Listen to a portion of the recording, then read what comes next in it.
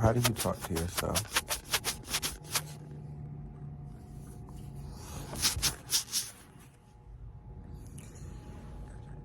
I'm kind of tired. I have some Celsius, but I don't know if I want to drink one. I'm like, what am I going to do, man? I'm here living my life, trying to figure it out. One thing I can say though is social media is something. It is really something. Life could be falling apart behind the scenes, but on social media, you out there like, hey, I'm living now. and I am, very much living though, but I don't know what I'm gonna do.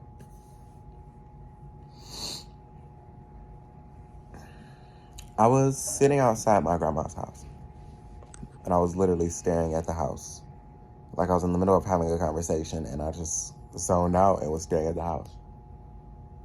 I looked at how small the house is.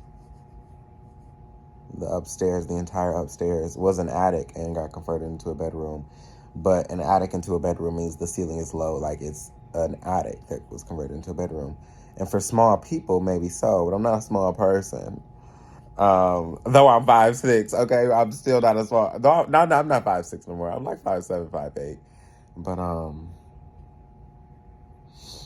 it's her bedroom, another bedroom, which was her mom's bedroom when I was growing up. She had to take care of her mom. Her mom was wheelchair bound.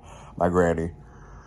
It became Albert Themain's room because my grandma took care of my Albert Themain. She's just been taking care of these folks forever. Very much taking care of folks forever.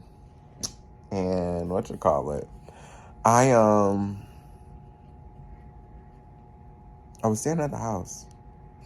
Living room, kitchen, one bathroom on the main floor, one bathroom upstairs, and it's a half bathroom, like half meaning 50% job done.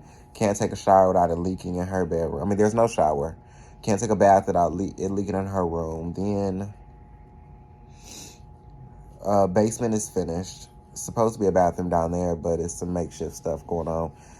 But the basement is probably the nicest part of the house. It's just dirty and falling apart, so it is, but it ain't. That picture looks so nice on this Google thing. The images, And, yeah. And I was just staring at the house and I was looking. Anyway, so I was staring at the house and I just couldn't, I couldn't believe that this is where they settled. I literally was looking at the house and I could not believe that this is where my grandmother settled. This is where my mom didn't settle there, but she ain't go that much far beyond it. But this is where y'all settled. Hold on, we're gonna have to put some oil on my scalp because it's itching. I kid you not. I was so appalled. I'm like, this is ridiculous. I'm like, every single day, y'all, every day,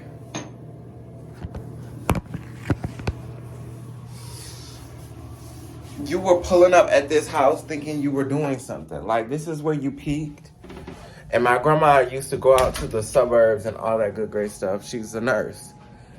And I'm like, you seeing all of that didn't make you want more? But see, my mom and my grandma are both women who need men. So it's like my grandma didn't do any more in life because she divorced my granddad. And that was his job to do. And so she got stuck. Got stuck in the lack of love with him. Then you got my mom. She didn't have no daddy growing up. So she tried to be all this big independent woman, but she falls short. And it's just because she need a man. And so she has a man. So praise God for giving her a man. I mean, or giving her to a man, whatever the case may be. But I'm like, how are you guys happy? Like, I've never seen it like I see it now. I went back, I said, oh no. I was in Detroit for, a week and some change. I said, oh no. I don't know how y'all said this is as far as I can go. This agitates me. I'm so thankful. Thank you, Jesus, for the expectation of more. That I'm not just satisfied, that I'm not just comfortable, but that I want more. That it keeps me up at night, that I want more. That it keeps me up at night, that I desire more. That average isn't enough for me. I don't want where I came from. I hate driving through my hood. I hate going through my neighborhood. I hate that every time I go back to Michigan, my family's in the same place. I hate it. I love Michigan, but I don't want to go back to the same places I've been. I wish I could go back to Michigan and see that my family's evolved. I wish I could go back to Michigan and see that my family's changed. I wish I could go back and see that back has become forward. But I find that you can't go back expecting forward because they capped out. They're stuck there. They're stagnant. It's settled. It's done. Oh, the Bible says to think not of yourself higher than you ought, but that God gives a measure of faith to each person in accordance with the faith placed in them. Basically, he gives you faith based on what he has for you. So no, you can't want more for somebody else. They have to want it for themselves.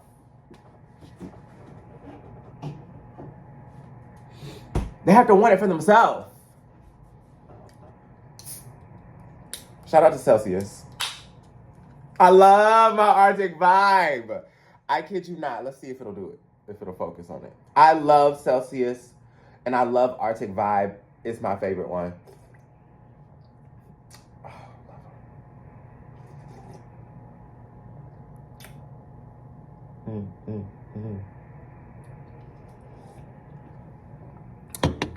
I'm so happy. Okay, wait. wait. Listen, let's be real. And it breaks my heart. It breaks my heart to the point that I'm literally I look at myself like, am I any better sometimes? I've been going through a lot, man. I've been really confused with a lot of stuff. I've been really concerned with a lot of stuff while trying to build others and build myself. It's just a lot. And it's a lot. I've just been going through a lot. Internally. And externally, but I've been going through a lot. And I was really like, have I become these people? The very people that I don't like and don't want to be like, am I becoming these people? I think about my dad. My dad is an alcoholic, and so that stopped him from doing so much. I'm like, am I the same one with all these visions and dreams, but not seeing them manifest? So I went back home. I needed to move. I was like, let me go back home. I had to come back to Dallas because I had court for my DWI. And literally when I was leaving, I'm like, I'm not coming back here. I would rather be homeless and on the street and fight my way to greater than to just accept lesser. My mom left Dallas when she was pregnant with me. She was living here.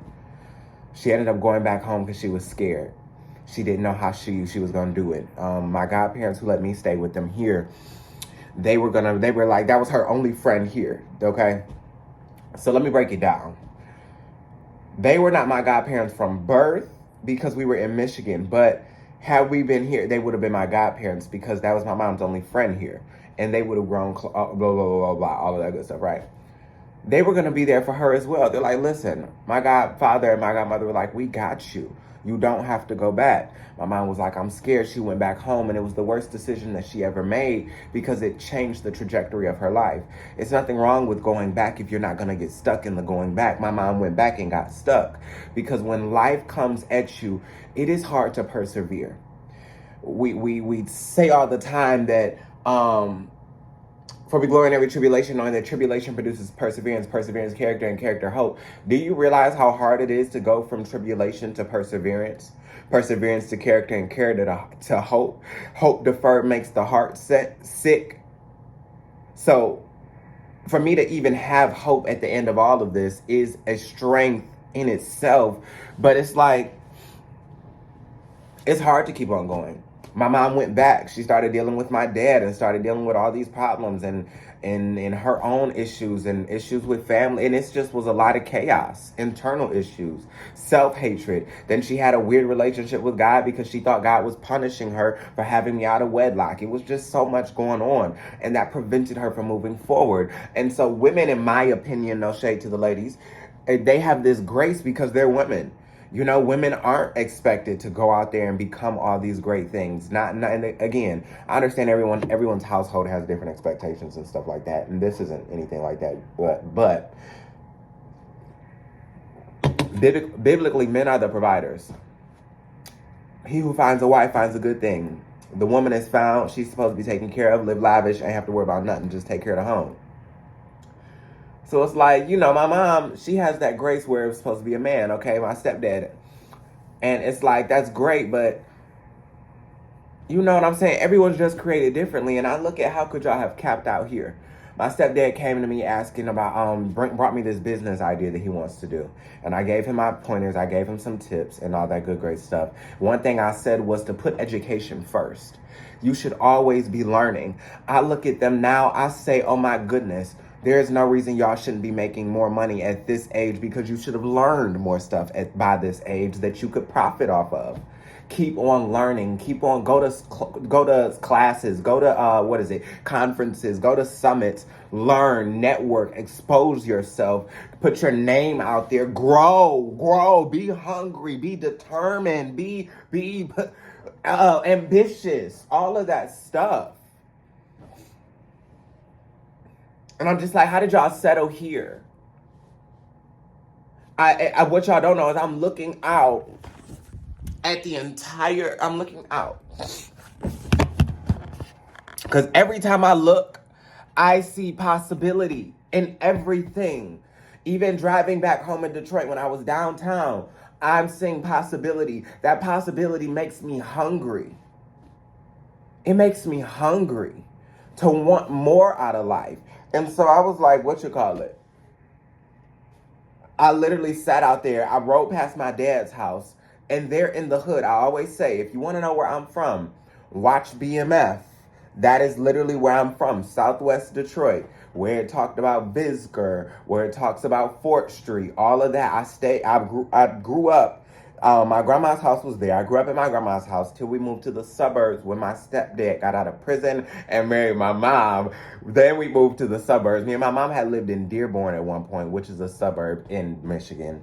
And then we moved to Canton, and I went to Canton schools. I went to private school. I never went to school in Detroit except for once. And that was the story I touched on in my video, Homosexuality and Christianity, where my dad had choked me. Then he got mad because he found out that I only went back to Michigan to be with my ex who went to school at a Detroit school. And so that was my only time. And it was I was in like 10th grade, something like that. 10th, 11th grade. I think 11th grade. And it wasn't long lived.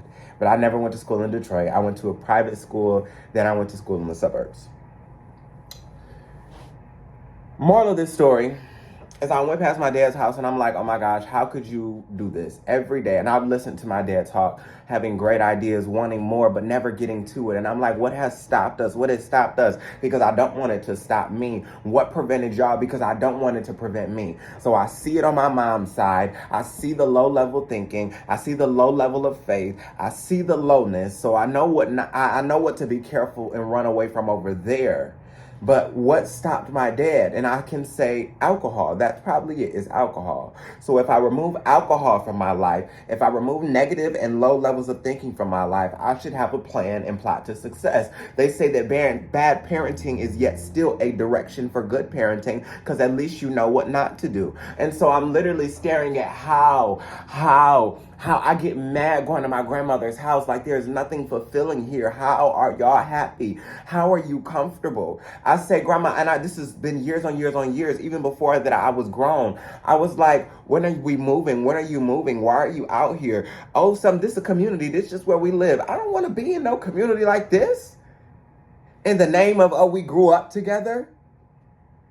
I should be able to go walking at 1 a.m. in my community and not have to worry about nothing. I should be able to go outside just because I like the night air. I literally went outside.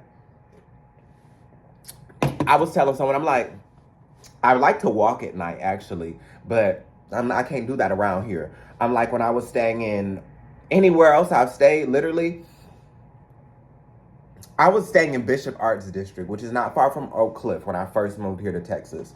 I was still walking around at 1, 2 a.m., walking around there and in that area because it was still safe. It's like, I should be able to be in a safe community. You know what I'm saying? Who cares? My grandma, literally, someone got shot across the street. She had to be a doctor and a nurse for him. Who wants that stuff coming to your door? But at the same time, my mom was like, that's what keeps them going and gives them life. If she did get taken out the hood, what would she do? She ain't got nothing else to do but look out in the hood and look around, and that gives her purpose. Child, I want more.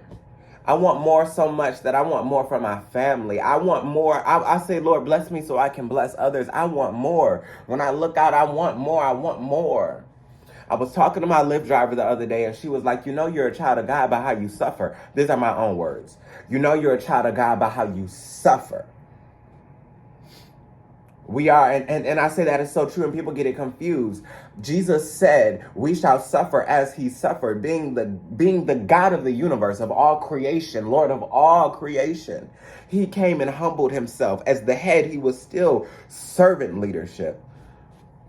Excuse me, we get caught up in being the head of the world, but we don't understand that comes with persecution. We're the head, but we suffer. That's why I say we're not here to just be kings and queens chilling, sitting on our throne. We were sitting here as royalty on a purpose to redeem the dying world. We are here on assignment. That is our sign of kingship and queenship and royalty, is the assignment, not the leisure.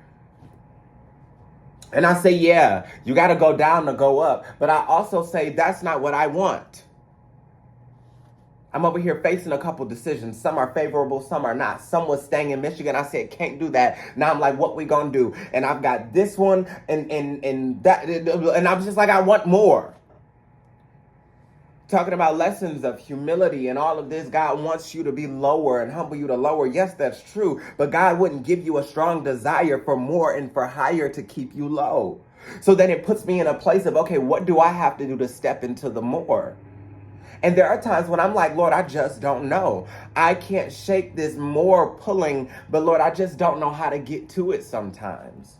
So I had that conversation with my Lyft driver, and I'm like, yeah, that is true. That's the sign that we're God's children, but I'm ready for more.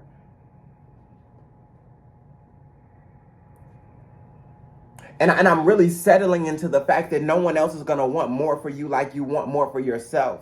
No one else is going to see the more for you like you've got to see more for yourself. You've got to want it for yourself. They're not going to see it. I literally, in my mind, I said, how could I ever take advice from you people who have not made it any further than here? Your advice could never take me to here if you've only gone here. The only place that you can go here, the only place I can teach you here, and I've never gone there, is through the Spirit of God that speaks. But anyway else, it's not going to work because I've never been there, and I can't take you somewhere I haven't been. So that's why I tell you guys, be cautious and be careful of the advice that you take, because people will advise you and try to guide you somewhere they haven't been themselves. How can you tell me where to go if you've never been there?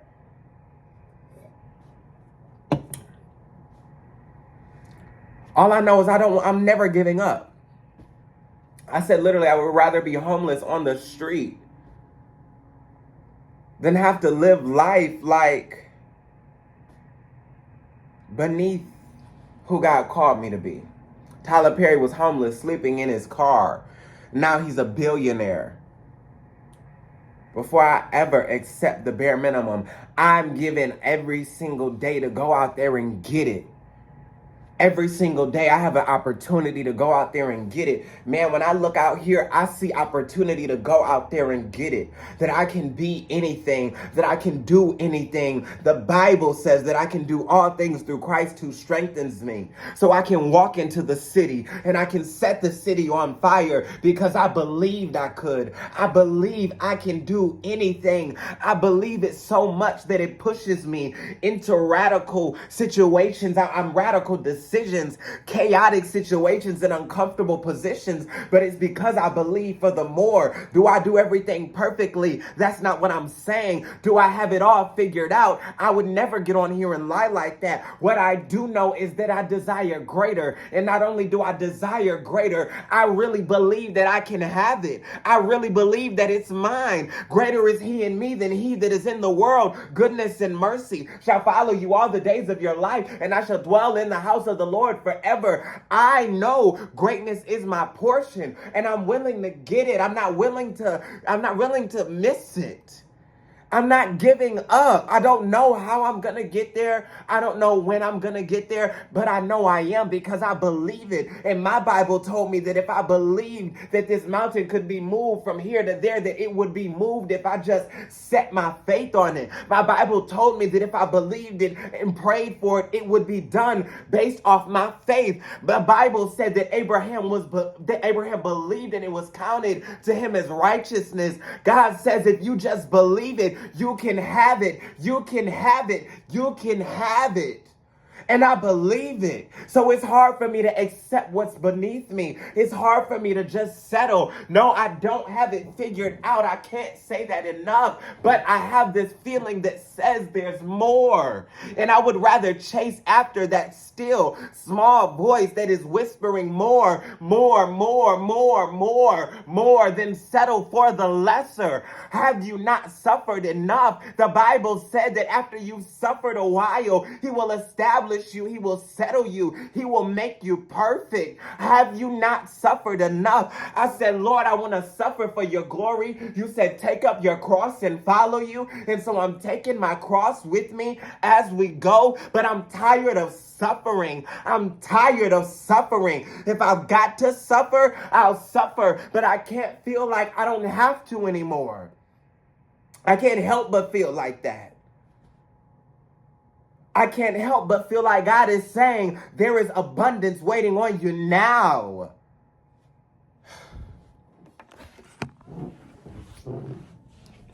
Got my temperatures going up.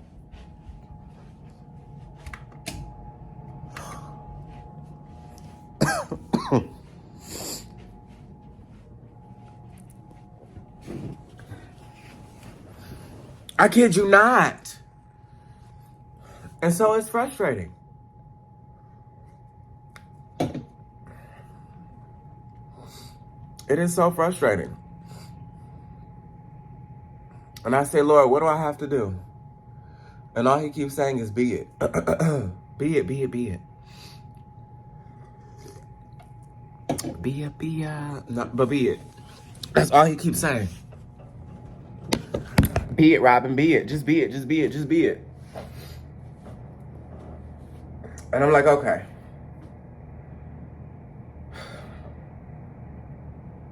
I can do anything. Honestly,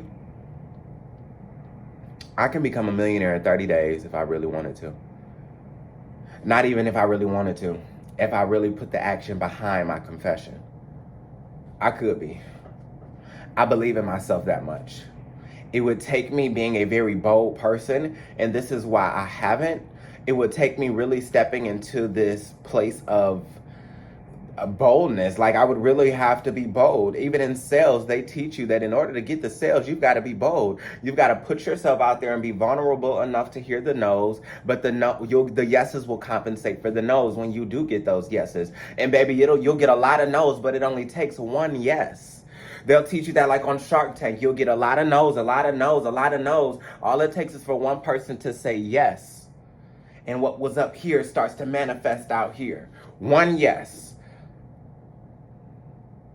Am I willing to be hurt for glory? I think that's a great question to ask. Are you willing to be hurt for glory? People think that glory is this peaceful process. No, glory is painful, but are you willing to be hurt for it? It's not a painful that destroys you and pushes you down to nothing. It's a painful that gives you strength in the end and builds you up in the end. Going to the gym and working out is painful as your muscles tear, but your muscles aren't tearing to be weak. They're tearing to grow and become stronger. And so God just keeps saying, be it, be it, be it, be it, be it, be it. And then I battle with, Lord, who am I to be? But then it's so obvious who I am. And I'm like, Lord, what is it that I need to do? And then it's like, okay, I'm battling, blah, blah, blah, blah. And the message in Bible study was like, if you're not in agreement with yourself, you're not moving forward, because how can two walk together unless they agree? You're not even moving within yourself because you and yourself aren't agreeing. And so I'm like, we've got to get on the same page here. And I'm just like, Lord, okay. Here I am.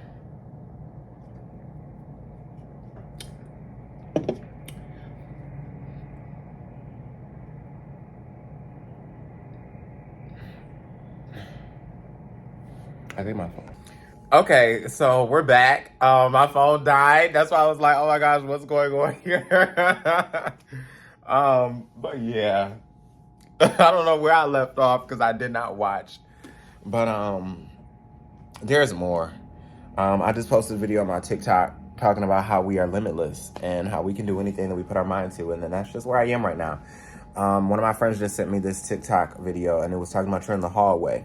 And my, was that on time?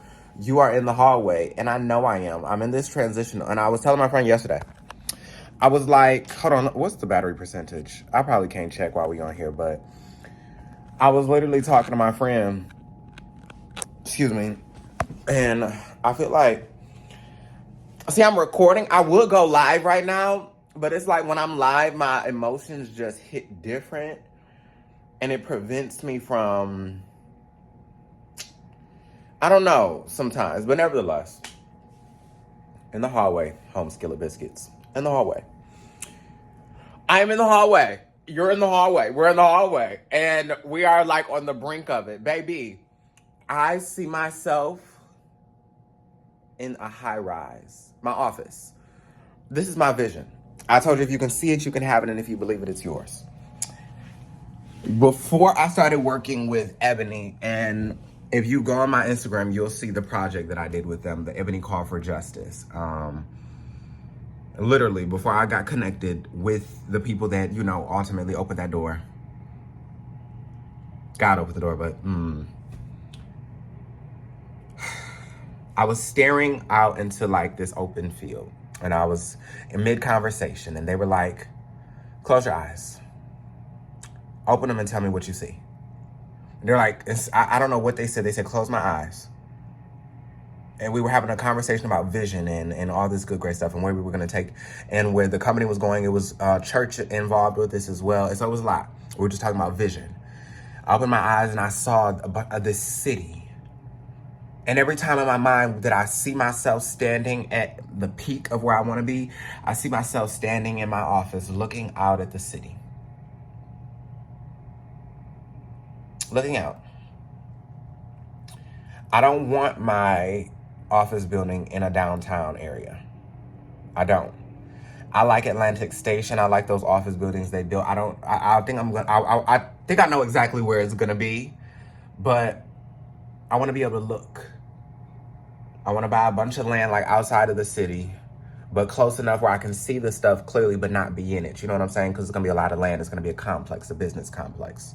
It's going to be a church. It's going to be the headquarters for my company. I want some living spaces, some condos, retail, restaurants. I want it to be literally a complex, but also a community, a nice community. It's giving very much small town. And like New Birth in Atlanta has like houses on their, whatever. They didn't make a whole community, but they have that. The Potter's House has houses across the street. Like I want that, but I want it to be an interactive community. You know, not just we own it. But nevertheless, I see it. And there are times when I'm like, Lord, I don't know what I'm gonna do. I just know I see it, and I know what I see. And I know what I desire. And I get caught up sometimes in how to get there, but I just be trusting, you know, that God put all of this greatness in me and is guiding me there. That was literally the message. The message was not, I haven't even finished Bible study. I have, but I haven't. Like I have, but I'm not done with it. I'm still eating it because it was so on point. But I watched Bishop Jakes. It was The Now of Next. The Now of Next. The Next of Now. Something like that. I was watching, and he said, your discontentment is not demonic. It is your guide to where God is trying to take you. Which is why sometimes you got to just up and move. People will say that people move to LA with nothing and just move there off a dream. People do that with Atlanta also. I ain't never been to LA even just to visit, so can't say too much about that, but I definitely did the Atlanta one, and it is real. And I was able to, I just wasn't mentally ready, but I was able to connect with some great people and put myself in a great situation. You can do absolutely anything you put your mind to, and that's even reminding me. I did do that, and I'm here in Dallas, and I can do the same exact thing that I did then. All it takes is one yes, man. I haven't found my yes, but I know God sent me here for a reason, and I'm not leaving until I get my yes. I declare it. I'm not leaving until I get my yes. I don't know what I just started, because now I got to stick with it. I didn't know I was going to say that, but I'm not leaving until I get my yes. I landed back here in Dallas. I've been to Detroit, I've been to Atlanta, and I've been back here in Dallas in the past 2 months almost. I think month and a half. I've been to Atlanta, I've been to Detroit, and now I'm back in Dallas. When I landed in Atlanta, I was happy. I'm like, oh, this feels good. Yeah. Then I was happy to be gone and landing back here in Dallas. I was happy. Went to Detroit. I'm like, okay, I wasn't really too happy landing in Detroit, but it was cool. It's Detroit. That's home. But when I came back here and I was landing in Dallas, when I woke up and that plane was landing, I said, I feel like I'm home. Like I sensed it in the spirit. I felt home. I love Texas. I love my Atlanta because Atlanta has a special place in my heart. But I do love Texas. I really, really do. And I just can't help but sense that I've got a yes here. And so I'm just going to keep on going. I don't know if I've been stuck on the point or not, but baby, I feel my yes. I feel my yes in the spirit, and I can't help but feel like I'm close to it. Hold on, because Psalm 139 is what God dropped into my spirit today. I said, Lord, send me somewhere when I open up this Bible. I said, Lord, I want to hear your voice specifically. See, so you got to tell God what you need. I said, Lord, I want to hear your voice specifically. You're always talking, and that's great, but I need something specific for today, for this moment right now. Psalm 139, Lord, you have searched me and known me. You know my sitting down and my rising up. You understand my thought afar off. You comprehend my path and my lying down and are acquainted with all my ways. For there is not a word on my tongue, but behold, O Lord, you know it altogether. You have hedged me behind and before and laid your hand upon me. Such knowledge is too wonderful for me. It is high, I cannot attain it. Where can I go from your spirit, or where can I flee from your presence? If I ascend into heaven, you are there. And if I make my bed in hell, behold, you are there. If I take the wings of the morning and dwell in the uttermost parts of the sea, even there your hand shall lead me, and your right hand shall hold me. If I say, surely the darkness shall fall on me, even the night shall be light. He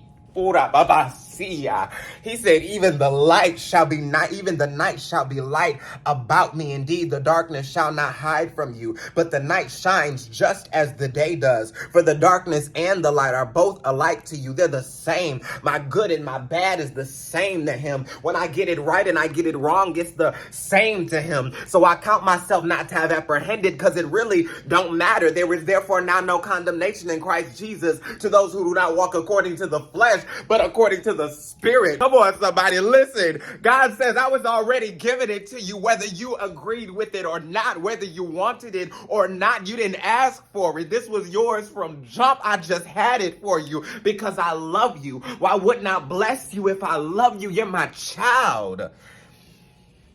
David said, I've come to find that God has a blessing for me that I have not earned, but it's for me. And so it doesn't matter if I'm ugly or I'm pretty, if I'm good or I'm bad, it's mine. And so I got this feeling that everything's going to be all right, because it's not about me and what I did wrong. It's not about where I haven't figured it out. It's not about what I know or what I don't know. It's about me just trusting that God has greater in store for me just because he loves me. Just because he loves me. For you formed my inward parts. You covered me in my mother's womb. I will praise you, for I am fearfully and wonderfully made. Marvelous are your works, and that my soul knows very well. My frame was not hidden from you when I was made in secret. Let me stop yelling. and skillfully wrought in the lowest parts of the earth. Your eyes saw my substance, being yet unformed, and in your book they are all written. The days fashioned for me when as yet there were none of them. Before there was even a day, they were aligned for me. How precious also are your thoughts to me, O God. How great is the sum of them. He thinks so highly of me, higher than I even think of myself. If I should count them, they would be more in number than the sand. When I awake, I'm still with you. You know my down setting and you know my rising up. If I make my bed down in hell, you'll find me. If I ascend to the highest peak, even there you are with me. So when I go to sleep, I know you'll be with me when I wake up. So I can go from dreaming to living out the dream, because you're the God of the dream and you're the God out of the dream, because you're God all by yourself, Alpha and Omega, the beginning and the end, in and out and all around. You are God all by yourself. So David says, I come to find that I've got great purpose, and it doesn't matter what it looks like. It doesn't matter what it sounds like. I just know what's at work on the inside of me. And I know if I keep on reaching, looking to up at the hills from which cometh my help, I know the Lord will send it down. I know he'll send it after me. Surely goodness and mercy shall follow you. He sent it after me. It's on a mission to grab me, not just chase after me, but not complete the mission, but it's on a mission to not just chase, but to catch.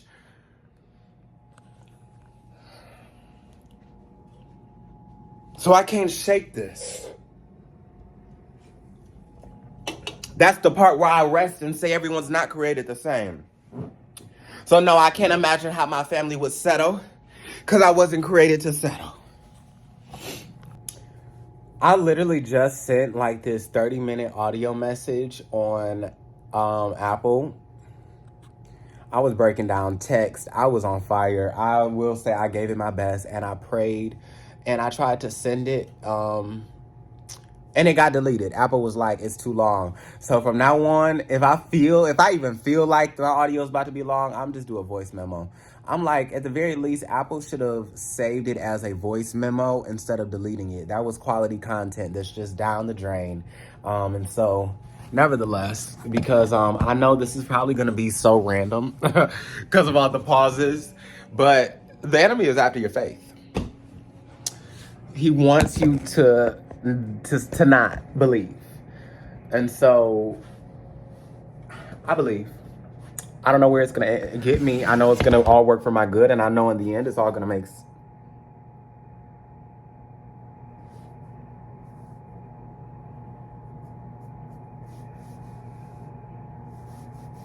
Is this got to be... I don't know what I rubbed up against. I literally have not the slightest of ideas. Whatever the case, though. I don't know where it's going to get me, but I know that it's going to be good. I know that much. And so, I'm done here, y'all. Psalms 139, Isaiah 45. Those have been in my spirit. And God is going to do it. I believe that no matter what. And so, I don't know. I was literally in my audio, I was like, you don't get to Jeff Bezos status, Elon Musk status, just by, house skipping and jumping through the land. That takes intentionality. That takes you waking up saying, I want something for myself. The problem is, what is it that you want? I think that's what a lot of people struggle with. What is it that you want? And so we chase after things that we don't really want, but what is it that you want, I'm doing these cybersecurity certifications because, babe, I'm gonna get there one way or another. I want to get into tech anyways, but I'm gonna be a millionaire one way or another. I'm gonna be successful one way or another. Okay, I don't care if I got to get certifications and get into these and learn how to build some technology. I'm gonna get it. Okay, one way or another, come hook or by crook, I am gonna get it. But I'm like, I don't know. I've never did it, so it's like I do technology stuff, but not on a coding level. I took coding classes before. I built drop shipping websites and stores and websites and stuff like that, but I don't know if I would. I don't know. But I think, but what a lot of people battle over is, what do you actually want? It's easier to go after something that you really want than it is to go after something that's like makeshift that you're trying to make up. So I don't know, figure out what it is that you want in life and go after that. All I know is that anything is possible. You may have to suffer for it, but baby, you can get there. It may be hard, but baby, you can get there. Just don't go backwards, no matter what. I don't care what they tell you. Don't go backwards. I love you. And I think that's it. Peace.